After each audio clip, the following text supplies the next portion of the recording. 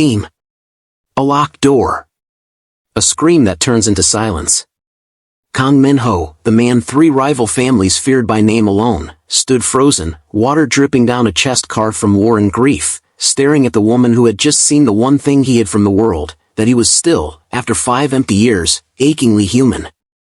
Neither moved. Something ancient cracked open in his chest. Before this collides into a war neither of them can survive, stay close. Smash that like button if you believe in love that refuses to die. Subscribe now, because the next 90 seconds will ruin you in the best way. Comment I'm staying if you're not leaving this story until the very last word. Turn on notifications, you will not want to miss what happens at minute 40. The Kang estate sat behind iron gates on the hills above Seoul, a fortress disguised as a mansion. Inside, it was beautiful and cold, like a museum no one was allowed to touch. For 5 years, no laughter had echoed in its halls. Not since the night Kang Min-ho lost the only family he had left, and the title of boss fell onto his shoulders like a tombstone. He ran the Kang organization with a steady hand and an iron jaw, feared in boardrooms and back alleys alike. Men twice his age flinched when he raised his voice. Women had tried, over the years, to soften him.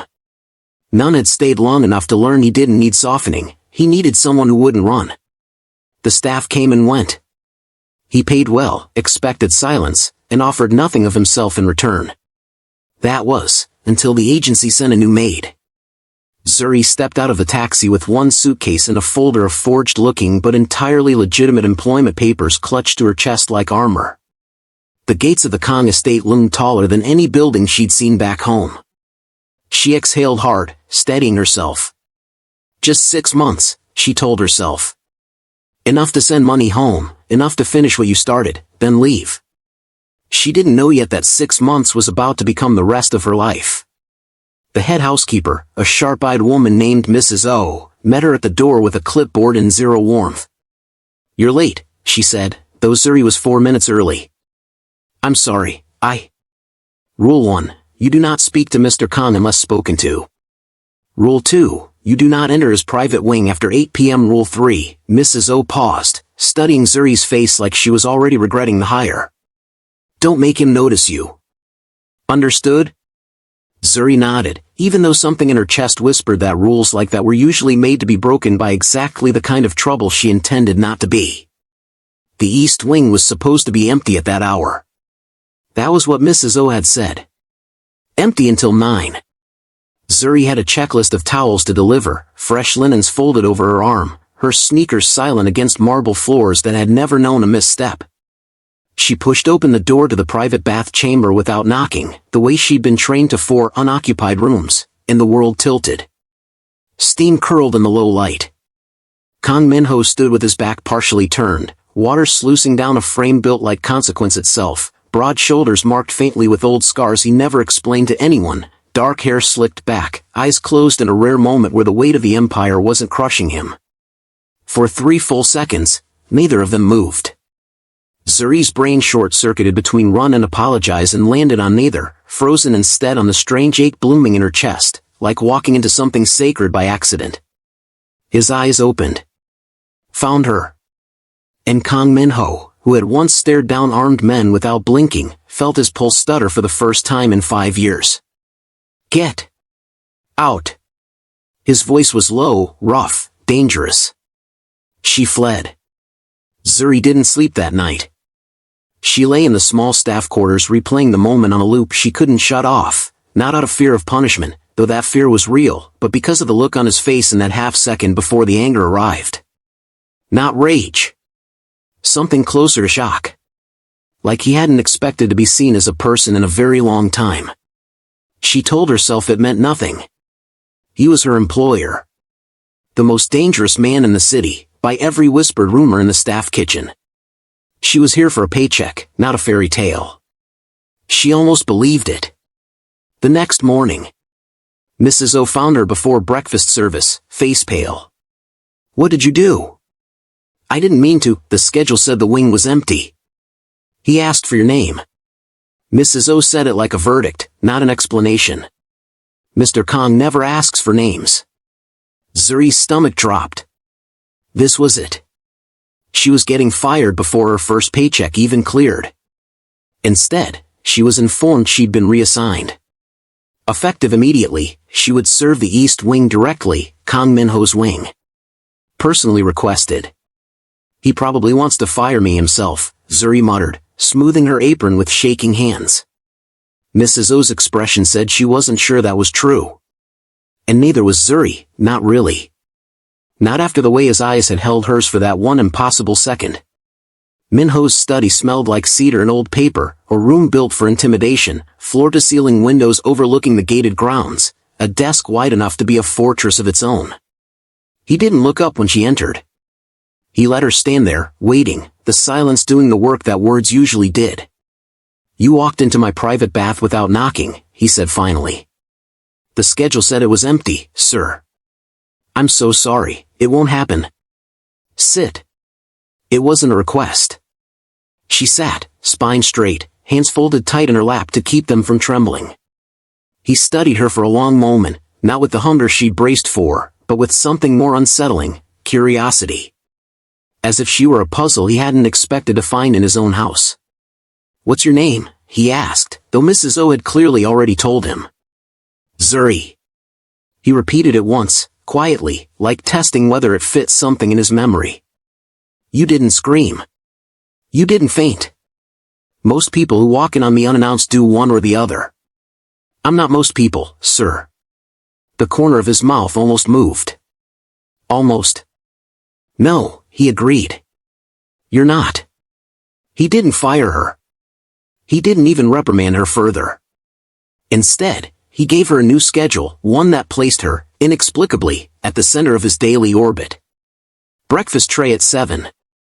Study tidied at 9, only while he was present, never while he was out.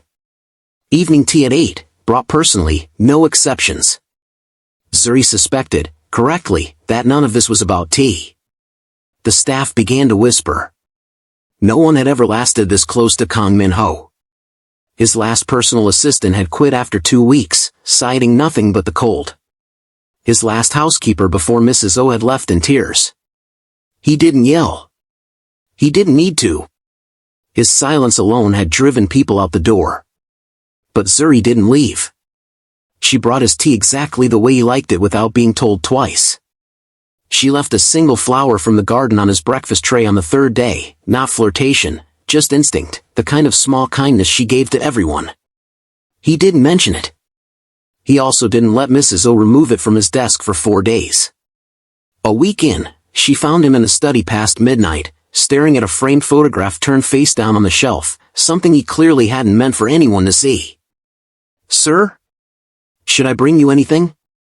He didn't answer at first. Then, "Do you believe people can be forgiven for the things they didn't get to say?" The question startled her, too personal, too raw for the cold, commanding man the staff described in hushed voices.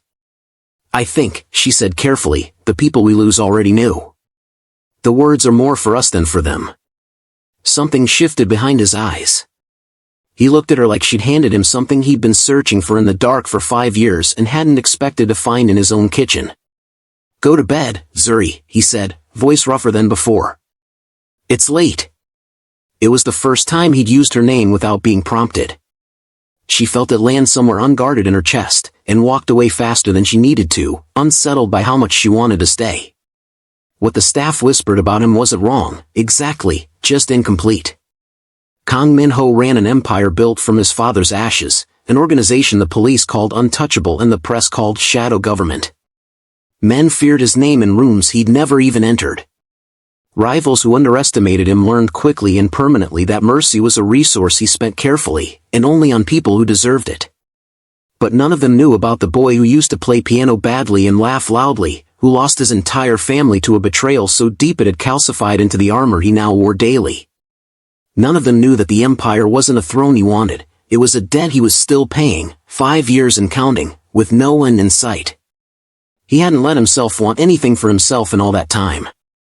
Until a woman with tired eyes and a soft, unshaking voice walked into his bathroom by accident and looked at him like he was simply a man, and not a monster wearing a crown. 2 weeks later, the estate hosted a small gathering, business partners disguised as friends, drinks disguised as diplomacy.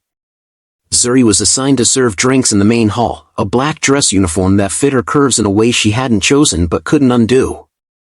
One of the guests, a slick, smiling associate named Director Beck, cornered her near the bar, leaning in too close, complimenting her with the kind of confidence that assumed compliance. "You're new," he said, eyes dragging where they shouldn't. "Minho's been keeping you hidden." "Can't say I blame him." "I should get back to serving, sir," Zuri said, stepping back, polite but firm.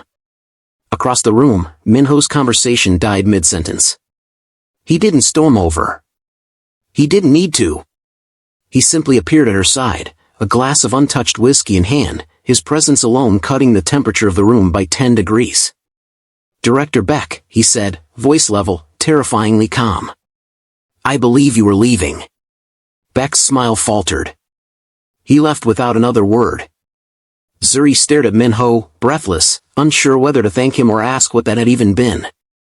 "I can handle myself, sir." "I know," he said. Then, quieter, almost to himself, "I didn't do it for you. I did it because I couldn't watch." He walked away before she could ask what that meant. She stood there long after the party ended, replaying the strange, naked honesty in his voice, the voice of a man who didn't know how to admit he was already in too deep. It started subtly. A car arranged to take her home on her day off, for safety, he claimed, though the city wasn't dangerous in the way he meant. A new winter coat appearing in her closet with no note, exactly her size, exactly her favorite shade of deep red. A doctor's appointment quietly paid in full when she mentioned, only once, in passing, that her mother back home needed surgery she couldn't afford. "I didn't ask you to do that," Zuri said, voice tight with too many emotions to name, when she found out. "You didn't have to," Minho said. "I wanted to. People like me don't usually get things like this for free." "You're not people like you to me," he said, and the words landed harder than either of them expected. He looked almost surprised he'd said them out loud. She didn't have an answer. She just felt the wall she'd built, the one that said your staff, he's your boss, this ends in heartbreak, crack a little more. One rain-soaked evening, she found him standing at the window of his study, watching the storm with the kind of stillness that wasn't peace, it was grief wearing a calm face. "It was raining like this," he said, not turning around, "the night I lost them. My parents. My younger brother." His voice didn't shake, but it dropped into something hollow. "I was supposed to be there. I left 20 minutes early for a meeting that didn't even matter, and 20 minutes was enough." Zuri's chest ached. She crossed the room without thinking, stopping close enough that he could feel the warmth of her presence at his back. "It wasn't your fault," she said softly.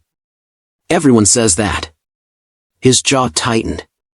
"No one's ever made me believe it." "I'm not everyone," she said. He turned to look at her then, and the storm outside the window had nothing on the one happening between them, 5 years of locked-away grief meeting a girl who refused to look away from it. He didn't touch her. He wanted to.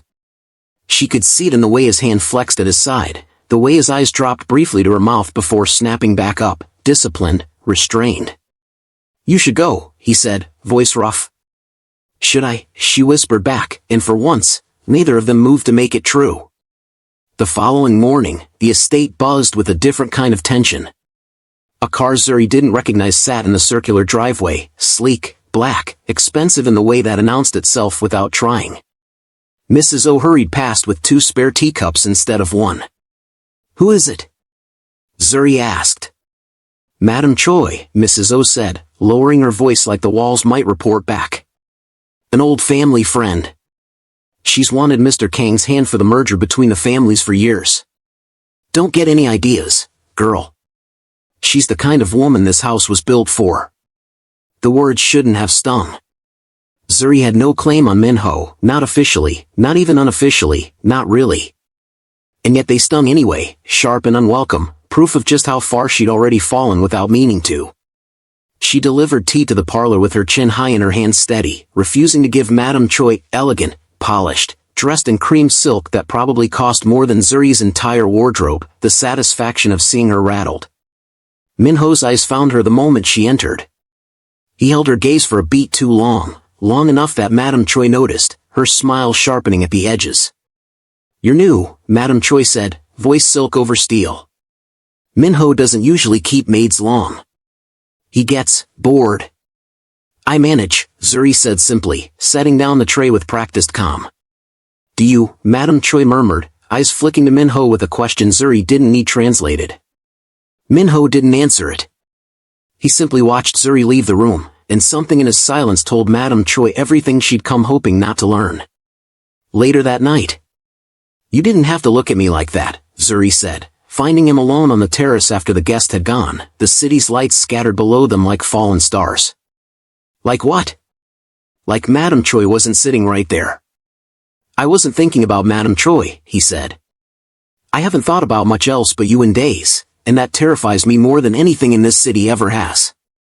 The wind caught the edge of her sleeve. She wrapped her arms around herself, not from cold, but from the strange vertigo of hearing a man like him say something so unguarded. You shouldn't say things like that to me, she whispered. I work for you. I know what you are to this house, he said, stepping closer, close enough that she had to tilt her head back to hold his gaze. I'm asking what you could be to me. Minho, his name slipped out without the honorific for the first time, and they both felt the shift in the air, a door creaking open that neither of them was sure should exist. Say it again, he said quietly. I can't. You just did. His hand came up, slow, deliberate, brushing a strand of hair from her face like she was something rare he was terrified of breaking. Tell me to stop, and I will. I've never asked anyone to choose this, Zuri. I'm asking you. She didn't tell him to stop. But morning brought clarity, and clarity brought fear. Zuri avoided him for 3 days, burying herself in chores that didn't require her to be anywhere near the East Wing, anywhere near his study, anywhere near the terrace where the wind had carried away every defense she'd built. He noticed. Of course he noticed. He noticed everything about her now, the way a starving man notices food. He found her in the garden on the 4th day, pruning roses with more aggression than the task required. You're avoiding me, he said. I'm working. You're avoiding me, he repeated, because you're scared. Tell me I'm wrong. She set down the shears, finally looking at him. You're a man who runs an empire built on fear, Minho. I'm a maid from a country you probably can't find on a map without looking. There's no version of this that ends well for me. There's no version of this, he said, where I let you walk away without trying. That's not your decision to make. You're right, he said, something shifting in his expression, not anger, but a raw, aching honesty he rarely let surface. It's yours. I'm not asking you to belong to me, Zuri. I'm asking you to let me belong to you. There's a difference, and I think you know it. She didn't have an answer for that.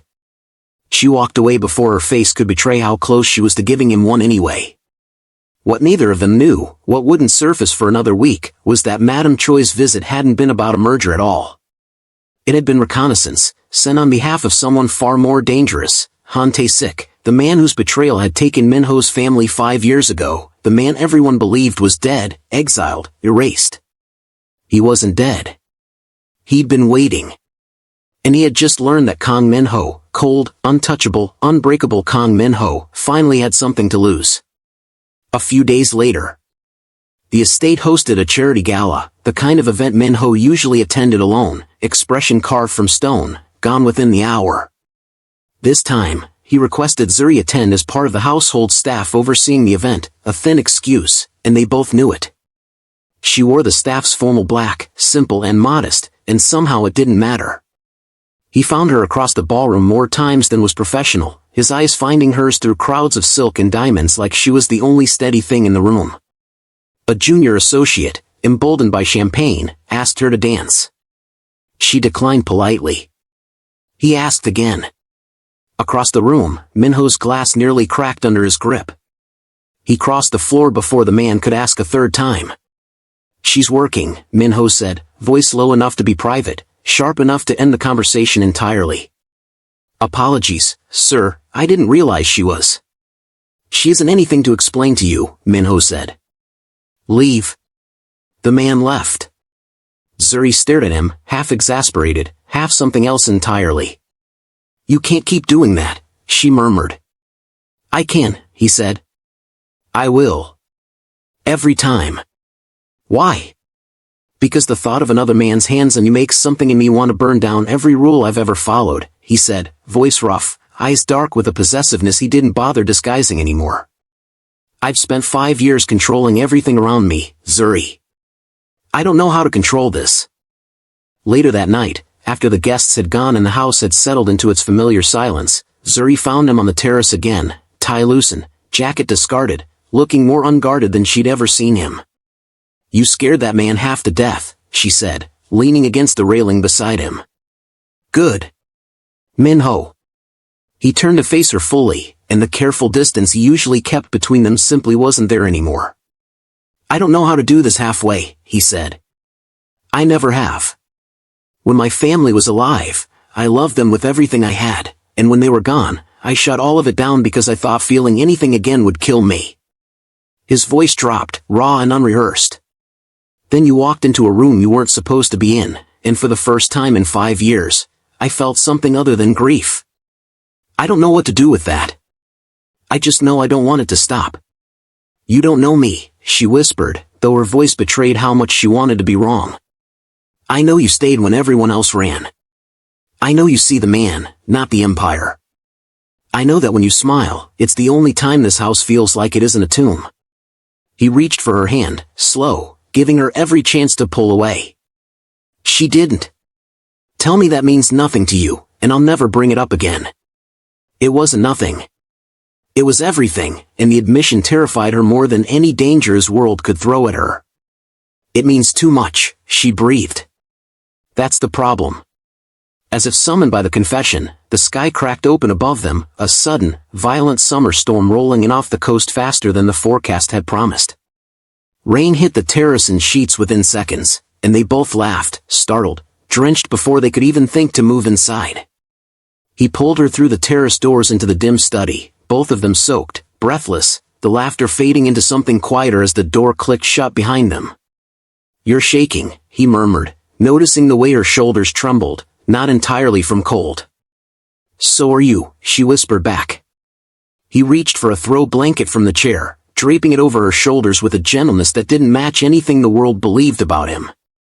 His hands lingered at her collarbone, and the air between them went thin, charged, impossible to ignore any longer. Zuri. Her name in his mouth was a question and a vow at once. I'm scared, she admitted, voice barely above the storm outside. Of me? Of how much I don't want to be scared of you. He cupped her face with both hands, thumb brushing along her cheekbone, eyes searching hers for the permission he refused to take without asking. Then don't be, he said softly. Let me show you what 5 years of silence sounds like breaking. She closed the distance herself. What followed was not shown, only felt, in the way the candlelight flickered low and warm against rain-streaked windows, in the way two people who had spent years building walls let them fall in the quiet dark, in breathless whispers and trembling hands and a tenderness neither of them had words for. It was emotion before anything else, relief, longing, the terrifying comfort of finally being known. By the time the storm passed, something between them had changed forever, sealed not in passion alone, but in the quiet, devastating intimacy of two broken people choosing, for one night, not to be alone.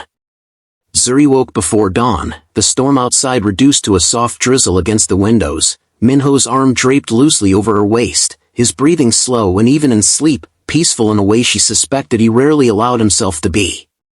She lay there for a long moment, memorizing the quiet of it, before the fear crept back in, exactly the way she'd known it would. What happens now? The question circled her chest like a hawk.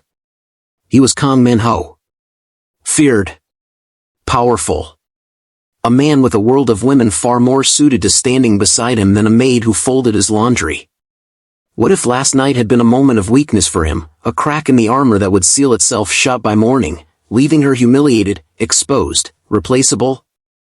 She'd seen it before, not to her, but to women like her, women who let themselves believe they mattered to men who held the world in their hands. She would not become a cautionary tale whispered in the staff kitchen. So she did the only thing her fear knew how to do. She slipped out from under his arm before the sun rose, dressed in silence, and left. Minho woke to an empty bed and a cold quiet that felt different from every other quiet morning he'd known in the last 5 years. This one ached. He found Mrs. O first. "Where is she?"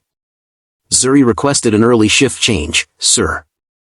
She's covering the kitchen wing today." He went to the kitchen wing. She wasn't there. He went to her staff quarters. Empty, her single suitcase gone from beneath the bed. She'd left a note, short, deliberately impersonal, the handwriting slightly unsteady in a way that betrayed how hard it had been to write. "I'm sorry. This isn't something I can do.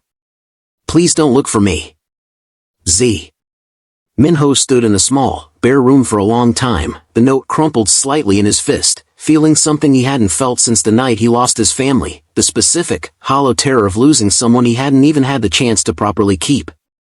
"Find her," he said to his head of security, voice flat, controlled, dangerous. "Not to bring her back by force. Just find her. Make sure she's safe. That's all I need to know right now." Zuri sat on a bench in a park 3 districts away, suitcase at her feet, phone clutched in her hands with no one to call. She hadn't planned beyond leave. She had enough saved to get a cheap room for a week, maybe find different work, somewhere far enough from the Kong estate that she wouldn't have to see his face every day and remember exactly what she'd thrown away out of fear. She told herself it was the smart choice. The safe one. Men like Minho didn't choose maids and mean it forever. Better to leave with her heart cracked than wait around for him to crack it himself, later, more thoroughly, once the novelty of her had worn thin. But sitting there, replaying the way he'd touched her face the night before, like she was something precious and not something convenient, she wasn't sure she believed her own reasoning anymore. She just didn't know how to undo a decision already made. It took less than 4 hours for Minho's people to locate her, not through threats or force, but because he'd specifically instructed them to look gently, to ask around quietly at the places she might go, to treat her like someone precious rather than someone to be retrieved. He came alone. No driver, no security trailing behind him, just Minho in a plain coat, walking through a public park like an ordinary man for the first time in years. He found her still sitting on the bench, staring at nothing. "You left," he said, not accusatory, just quiet, aching. She startled, standing too fast.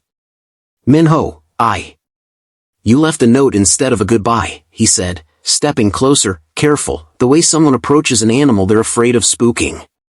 "For words of explanation for the only night in 5 years I've felt human again." "I panicked," she admitted, voice cracking. I thought you'd wake up and realize it was a mistake. That I was a mistake. I didn't want to be there when you figured that out." "Look at me," he said, and she did, finally, fully. "I have spent 5 years building walls so high that no one could reach the parts of me that still ached. You climbed over every single one of them without even trying. That's not a mistake, Zuri. That's the first true thing that's happened to me since I was 23 years old. You don't know that I'm worth all this." "I don't need to know it," he said. "I feel it. Every time you're not in the room, I feel exactly how much you're worth, because the absence is unbearable." He reached for her hand, and this time, his voice broke slightly, unguarded in a way that undid her completely.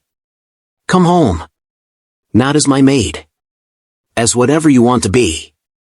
I'll wait as long as it takes for you to believe you're allowed to stay." She cried before she could stop herself, and he pulled her into his chest without hesitation, holding her like he had no intention of ever doing the math on how much it cost him to chase a woman through a public park in broad daylight, reputation be damned.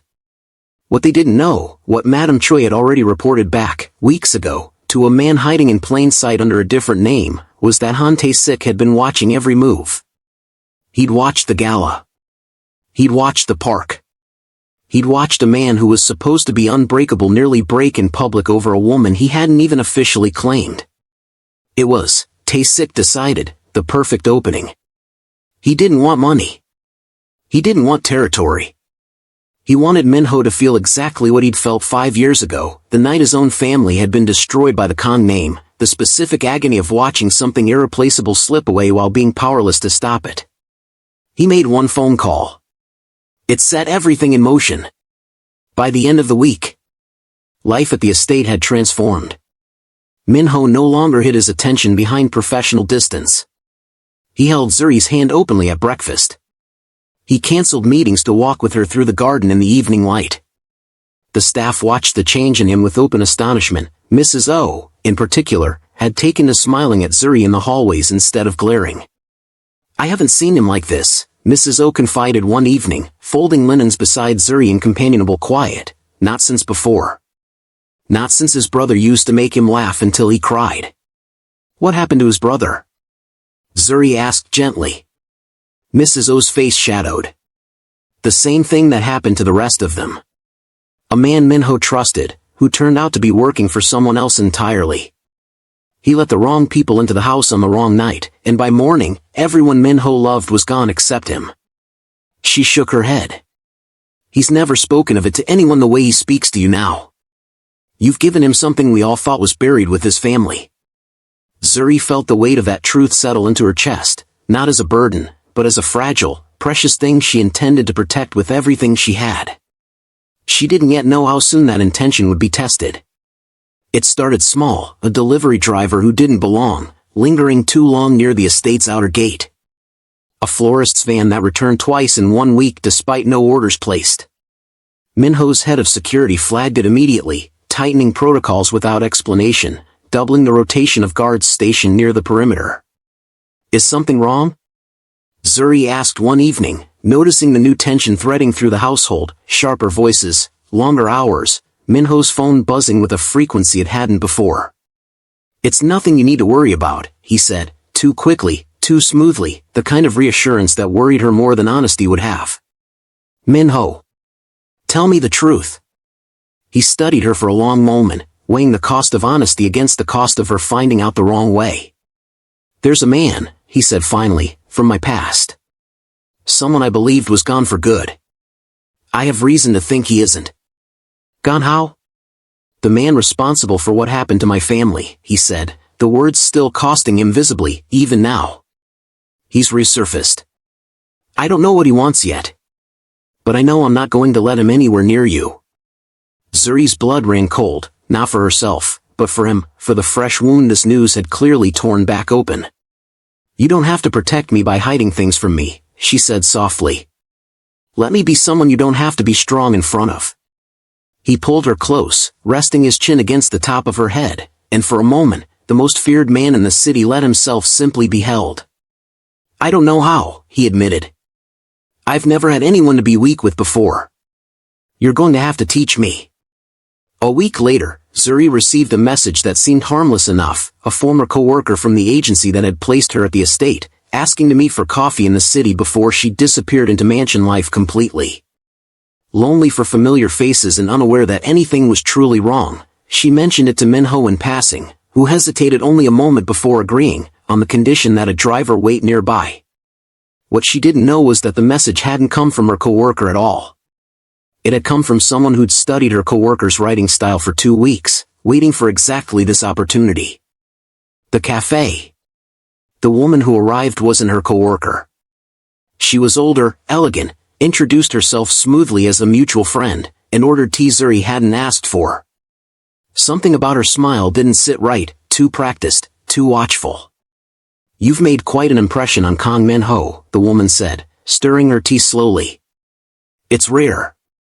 He's not an easy man to reach." "I should get going," Zuri said, instinct prickling at the back of her neck. "Before you do," the woman said, sliding a folder across the table, "you should know who you're really protecting him from. And who's been protecting you, all this time, without you ever knowing it." Inside the folder were photographs, old ones, faded, of a young Minho standing beside a man who looked uncannily like an older, harder version of himself. A man the caption identified, chillingly, as someone everyone had assumed was dead. "Han Tae-sik." "Who are you?" Zuri asked, voice low. "Someone who used to work for him," the woman said. "Before I learned what kind of man he really was. I'm telling you this because you deserve to know what Minho refuses to admit. That the man hunting his family isn't a stranger. He's someone Minho once called family. And he's closer to this house than anyone realizes." Zuri left the cafe shaken, the folder clutched against her chest, the careful trust she'd built with Minho suddenly tangled with new, unwelcome questions. Was there more to his past than he'd told her? Was she walking blindly into danger she didn't understand? She didn't go straight home. She walked the long way, trying to settle her racing thoughts, trying to decide whether to confront Min-ho or to quietly investigate first. That hesitation, innocent, understandable, was exactly what had been planned for. A car pulled alongside her on a quiet side street. The door opened. A familiar, smiling face she didn't recognize as anything but kind invited her in, claiming Min-ho had sent them ahead, that there'd been a change of plans, that he was waiting at a different location due to security concerns. She should have called him first. She didn't, not wanting to seem paranoid after the unsettling cafe meeting, not wanting to make a scene over what felt, in the moment, like a logical explanation. By the time she realized the car wasn't heading toward the estate at all, the doors had already locked. "Where are we going?" Zuri demanded, voice steady despite the fear climbing her spine. The driver didn't answer. The woman from the cafe, no longer pretending warmth, turned in the passenger seat, expression cool now, unreadable. "Mr. Han would like to meet you," she said simply. "Don't worry.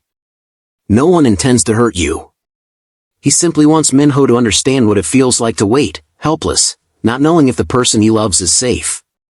It's only fair, considering what Min-ho's family took from him." "Min-ho's family didn't take anything from anyone," Zuri snapped, anger cutting through fear. "Whatever happened, hurting me won't undo it." "No," the woman agreed. "But it will make him understand it. That's all Han Tae-sik has wanted for 5 years, to be understood." The driver Min-ho had a sign reported in at the agreed time, only to find the cafe table empty, Zuri's phone abandoned on the seat where she'd left it in her hurry to leave, the screen still lit with an unanswered message from the real coworker, confused about a coffee date that had never actually been confirmed on her end. Min-ho's blood went cold the moment the report reached him. "Find the woman who met her," he said, voice deadly calm, the calm of a man who had spent 5 years learning to function through devastation rather than collapse under it. "Find the car. Find her. Now." His head of security didn't need to ask twice. Within the hour, the full weight of the Kong network, quiet, methodical, terrifyingly efficient, turned its attention toward finding one missing woman. Min-ho stood in his study, staring at the framed photo he usually kept face down, the one of his family before everything fell apart. For the first time in 5 years, he turned it face up. "I won't lose another person I love to him," he said quietly, to no one, to everyone, to the ghosts of the family he'd failed once already. Not this time. Zuri was brought, not to some dark and threatening location as she'd feared, but to a quiet, almost elegant tea house outside the city, the kind of careful staging that told her Han Tae-sik wanted to be seen as reasonable, even sympathetic. He sat across from her when she was finally allowed to enter, an older man with tired eyes and the kind of stillness that came from carrying grief for far too long without ever putting it down. "You're not what I expected," he said, studying her. "Min-ho doesn't usually let people close enough to matter." "What do you want from me?" Zuri asked, refusing to let her voice shake. "Nothing, actually," Tae-sik said, surprising her. "I wanted to meet the woman who cracked him open after 5 years of nothing. I wanted to see if he'd come for you the way he never came for the rest of us." His voice hardened only slightly. "I lost my daughter the same night his family died. Collateral damage in a war between men who should have settled their business without dragging children into it. I've spent 5 years wanting someone, anyone, connected to the Kong name to understand what that feels like. So this was never about hurting me," Zuri said slowly, understanding dawning. "It was about hurting him through me." "It still is," Tae-sik admitted. "Though, watching you, I find myself less certain I want to."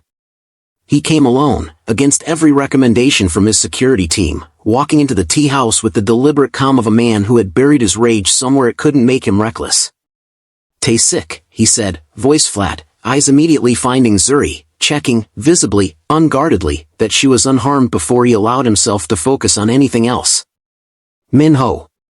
Tae-sik rose slowly. "You came alone. Either very brave or very foolish." "I came because hurting her changes nothing about what happened 5 years ago," Min-ho said. "It only adds another person to the list of people you've taken from someone who didn't deserve it. Like I didn't deserve to lose my daughter?" Tae-sik's composure cracked, just slightly, grief surfacing beneath years of careful control. "No," Min-ho said, voice softening, "not weak, but human. You didn't.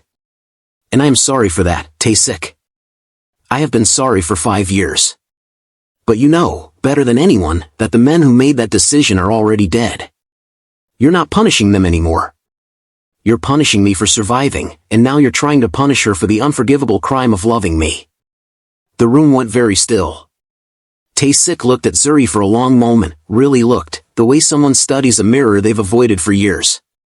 My daughter would have been about your age, he said quietly. She used to look at people the way you're looking at him right now. Like there was still good worth finding underneath all the wreckage. There is, Zuri said softly, daring to speak in a room thick with old grief. I've seen it. He carries your daughter's debt the same way you do, like a debt he can never finish paying. Taking me from him won't settle that debt, Mr. Han. It'll just add one more person to the list of things you have to carry. Something in Tae-sik's face crumbled, the anger that had sustained him for 5 years finally running out of fuel against the simple, devastating truth of her words. I don't know how to stop, he admitted, voice raw. If I stop, all I have left is the grief, with nothing to point it at. Then point it at healing instead, Minho said quietly, crossing the room without fear now, extending a hand, not in challenge, but in something startlingly close to forgiveness. Let me help you bury this the way I should have helped you grieve 5 years ago, instead of letting both of us drown alone. It wasn't a fight that ended the danger. It was a long, painful, honest conversation that stretched late into the night, old wounds aired, blame finally examined instead of avoided, an agreement reached that no court or contract could have forced. Tae-sik would stand down, would let the dead stay buried, would accept the help Minho offered to rebuild whatever life he had left, on the condition that Minho finally let himself be happy without guilt standing in the way. Zuri sat quietly through most of it, occasionally offering the soft, steadying words that seemed to reach both men when anger couldn't. By the time they left the tea house, the night sky scattered with stars over the quiet hills outside the city, something had shifted permanently, not just between Minho and the shadow of his past, but in the foundation of what he and Zuri were building together. You could have run when you had the chance, Minho said quietly, driving them home himself, refusing to let even his own driver intrude on the moment. He wasn't watching you closely those last few minutes. You could have left. I didn't want to leave, Zuri said simply. Not when I thought you might need someone to remind you that you're allowed to forgive yourself. He reached across the console and took her hand, lifting it briefly to press a kiss against her knuckles, eyes never leaving the road, voice thick with everything he didn't yet have words for. 5 years, he murmured. 5 years of silence, and you walked in and gave me back every part of myself I thought I'd lost for good. Peace settled over the estate in the weeks that followed, fragile at first, then steady, like a wound finally given room to close. Minho started smiling more, small things at first, the corner of his mouth lifting when Zuri burned the rice or argued with Mrs. O over how spicy the soup should be. The staff noticed. The whole house seemed to exhale. But peace, in stories like theirs, never lasts undisturbed for long. It started with a phone call Zuri took in the garden, thinking she was alone, her voice dropping into a language none of the staff recognized, urgent and clipped. Minho, returning from a meeting earlier than expected, caught only the tail end of it, her saying a name that wasn't his, mentioning money, mentioning if he finds out, everything changes. He didn't confront her immediately. He simply watched her more carefully after that, an old habit resurfacing, the instinct of a man who had once trusted the wrong person and paid for it with everything he loved. Who are you talking to in the garden? He asked that evening, voice carefully neutral in a way that didn't fool her for a second. Zuri's expression flickered, guilt, fear, the specific look of someone caught holding a secret too heavy to keep but too dangerous to set down. It's complicated, she said. Try. She set down the cup she'd been holding, hands trembling slightly. Before I came here, she said slowly, my family wasn't just poor, Minho. We were running from something. My father owed money to people who don't forgive debts quietly. I came here under a different agency name partly because I needed the work, and partly because it was easier to disappear into a stranger's house in another country than to keep being found. What are you telling me?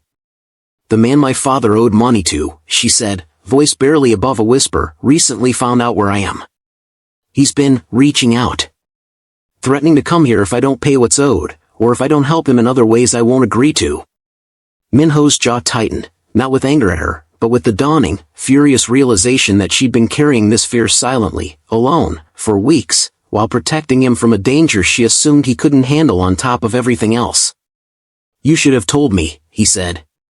"You already had one man from your past trying to destroy us," she said, voice cracking. "I didn't want to hand you a second one."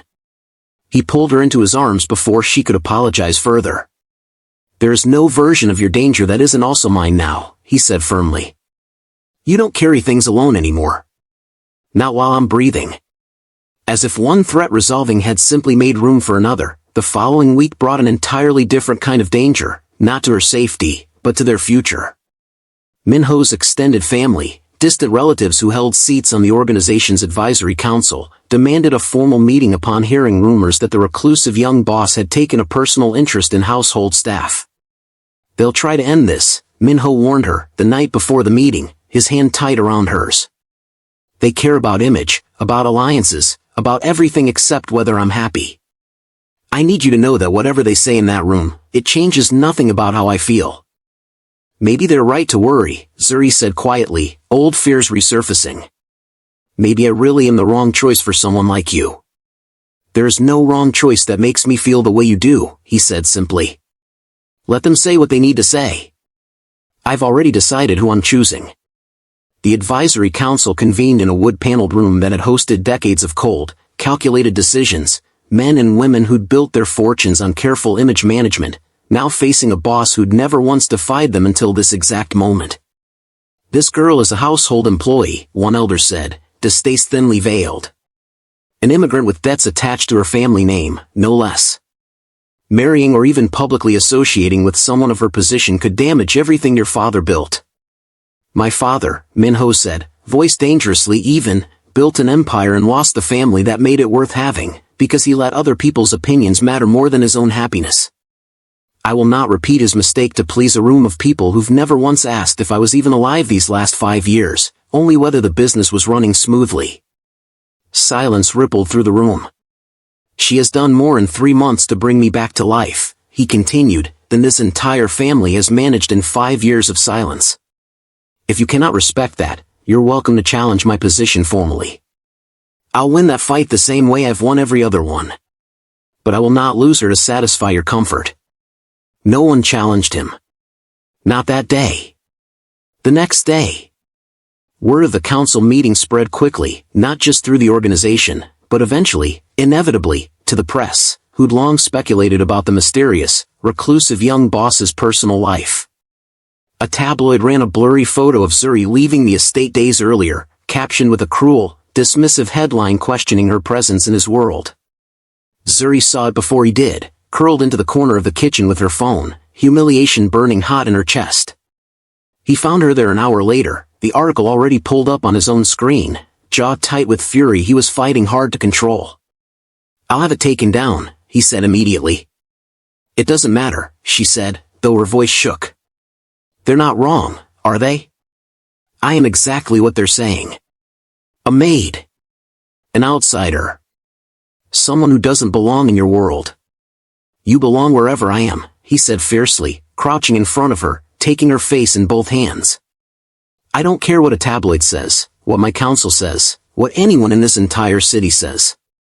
You are the only thing in 5 years that's made any of this worth surviving. I am not going to let strangers with cameras convince you otherwise." "What if it gets worse?" she whispered. "What if they keep digging, and they find out about my father's debts, and then we face it together," he said simply. "There's no part of your past that scares me more than the thought of facing the future without you." 3 days later, Minho did something none of his advisors recommended and none of the staff expected. He attended a public charity gala, the same kind of event he usually avoided, with Zuri on his arm, introduced openly, deliberately, to the very circles that had been whispering about her for weeks. Cameras flashed. Whispers spread through the room like wildfire. Minho ignored every single one of them, his attention fixed entirely on the woman beside him, dressed not in staff black this time, but in a deep emerald gown that made her feel, for the first time in months, like she belonged exactly where she stood. "Everyone's staring," she murmured nervously as they crossed the room. "Let them stare," he said, pressing a kiss to her temple in full view of the room's most influential, most judgmental guests. I want every person in this city to know exactly who I've chosen, so there's no room left for rumors to grow in. A reporter, bold or foolish enough to approach directly, asked the question everyone wanted answered. Mr. Kang, is it true you're involved with a former member of your household staff? Minho didn't hesitate. Her name is Zuri, he said, voice carrying clearly across the room. And she is the reason I remembered how to live after 5 years of merely existing. I'd appreciate it if the next headline got that part right.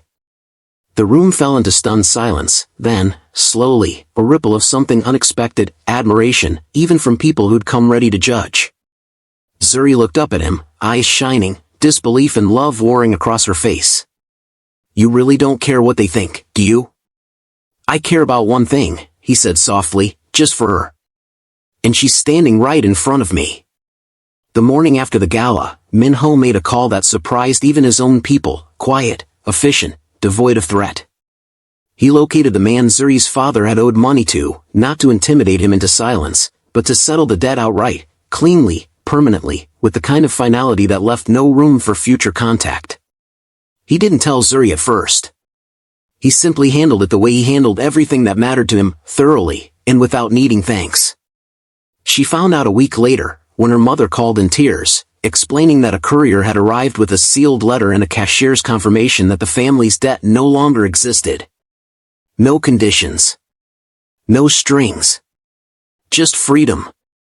You didn't have to do that, Zuri said, voice thick with emotion, when she confronted him about it.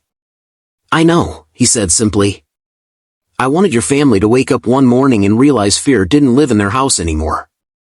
The same way I want you to wake up every morning and realize it doesn't live in yours either. She didn't have words for what she felt.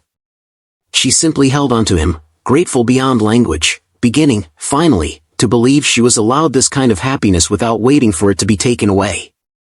A few weeks later, Han Tae-sik, true to his word, stepped back fully from the shadows he'd been hiding in. Minho, true to his own, helped him quietly rebuild a small, ordinary life far from the organization's reach, a modest house outside the city, distance from old grudges, room to grieve properly instead of letting grief calcify into vengeance. He visited once, near the end of summer, finding Minho and Zuri in the garden, sunlight catching gold in her hair as she laughed at something Mrs. O had said. You look happy, Tae-sik observed, something like peace finally settling into his own tired features. I am, Minho admitted. For the first time since the night I lost everyone. My daughter would have liked her, Tae-sik said quietly, nodding toward Zuri. She had that same way of making impossible things feel survivable. Thank you, Minho said, for choosing peace instead of finishing what the past started. Thank you, Tae-sik replied, for reminding me there was still a reason to. By early autumn, the estate had transformed from the cold, silent fortress it had been into something that finally resembled a home. Laughter echoed in hallways that had forgotten the sound. Mrs. O hummed while folding linens. The garden bloomed late into the season, as if even the flowers had decided to stay a little longer this year. Minho had been carrying something in his coat pocket for 2 weeks, waiting for the right moment, terrified, genuinely terrified, in a way no rival or threat had ever managed to make him, of asking the one question that actually mattered. He chose the rooftop terrace, the same place their first real conversation had unfolded months earlier, the city lights spread out beneath them like a field of fallen stars. Do you remember, he said, voice rougher than he intended, the first night you stood out here with me? I remember you telling me I should go inside, Zuri said, smiling, and neither of us moving. I think that was the night I started loving you, he admitted. I just didn't have a name for it yet. She turned to face him fully, something in his tone making her pulse quicken. Minho? He dropped to one knee, the small velvet box trembling slightly in his hand, the most powerful man in the city, undone completely by the woman standing in front of him. 5 years, I told myself silence was easier than risking this kind of loss again, he said. Then you walked into a room you weren't supposed to be in, and you gave me back every reason I'd forgotten to keep living. I don't want 5 more years of silence, Zuri. I don't want one more day of it. Marry me. Let me spend the rest of my life making sure you never doubt, even for a second, that you belong exactly where you are. Tears spilled before she could stop them. Yes, she breathed, pulling him up to meet her before he could even finish standing. Yes, 1,000 times yes. The kiss that followed held 5 years of loneliness finally, completely undone. The wedding took place in late autumn, in the same garden where so much of their story had quietly unfolded, beneath strings of warm light woven through the trees, surrounded by staff who'd become family, by a reformed Tae-sik standing quietly near the back with something like gratitude in his eyes, by Zuri's mother, flown in for the occasion, weeping with joy at the sight of her daughter in white. Minho stood at the altar long before Zuri appeared, refusing, for once, to maintain the composed stillness everyone expected of him. His hands shook. His eyes shone. When she finally appeared at the end of the aisle, he forgot, for one suspended moment, every hardship that had brought them here, remembering only the woman who'd walked into a locked room by accident and never once walked back out of his heart. Kang Min-ho, he said, voice thick with emotion he no longer bothered hiding, promise to spend every day make sure the silence never returns to this house, or to your heart. You gave me back my life. I intend to spend the rest of mine giving you everything I have left to give. Zuri, she answered, voice steady despite the tears, promise to stay, not because you need protecting, and not because the world expects it, but because somewhere between a locked door and a storm, I found the truest home I've ever known. I choose you. I will keep choosing you, every morning, for as long as you'll have me. The garden, once silent for 5 long years, erupted in applause and joy that seemed to shake loose every old ghost still lingering in its corners. Months later. Winter passed gently into spring, the estate fuller and warmer with each season. New curtains Zuri had chosen herself, a piano Minho had quietly restored from storage, the same one his brother used to play badly and loudly, now occasionally filling the halls again with clumsy, joyful music neither of them played particularly well. One morning, Zuri found Minho in the kitchen earlier than usual, staring at a small white object on the counter with an expression she'd never seen on his face before, not fear, not the careful composure of the city's most feared man, but something closer to wonder. Minho? He looked up, eyes bright, voice unsteady in the best possible way. Is this what I think it is? She nodded, suddenly nervous despite everything they'd already survived together. I wanted to be sure before I told you. He crossed the kitchen in 2 steps, pulling her into his arms, laughing, actually laughing, loud and unguarded, the sound bouncing off walls that had been silent for far too many years before she arrived. A baby, he murmured against her hair, voice thick. We're having a baby. Are you scared? She asked softly, searching his face. Terrified, he admitted, pulling back just enough to look at her properly, eyes shining. But for the first time in my life, it's the good kind of terrified. The kind that means there's something worth being scared of losing, instead of something already lost. By the time their daughter was born the following winter, the Kang estate had become unrecognizable from the cold, silent fortress it once was. Her cries, healthy, furious, beautifully alive, echoed through halls that had spent 5 years remembering only grief, finally giving them something new to hold onto instead. Minho held his daughter for the first time with the same careful, reverent hands he'd once used to brush a stray strand of hair from Zuri's face in a thunderstorm, terrified of breaking something precious, slowly learning he was allowed to simply love it instead. She has your eyes, he murmured to Zuri, voice wrecked with emotion, watching their daughter's small fingers curl instinctively around his own. She has your stubbornness already, Zuri laughed softly, exhausted and radiant.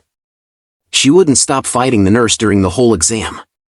Good, Minho said, pressing a kiss to his daughter's forehead, then to Zuri's. This family doesn't know how to do anything halfway. Not anymore.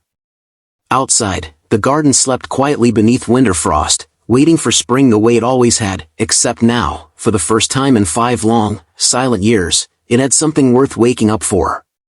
The locked door that once kept the world out had finally, fully, opened. And love, patient, unrelenting, impossible to predict, had walked straight through it, and stayed. If this story moved you, if you felt every locked door, every storm, every quiet act of love crack just a little of your own heart open, don't let it end here. Hit subscribe so you never miss the next story that finds you exactly when you need it most. Drop a comment telling me which moment hit you hardest, I read every single one. Share this with someone who still believes in love that refuses to give up, because stories like this deserve to travel further than just this screen. And if you want more nights like this one, dangerous, tender, unforgettable, turn on the bell, because the next story is already waiting for you.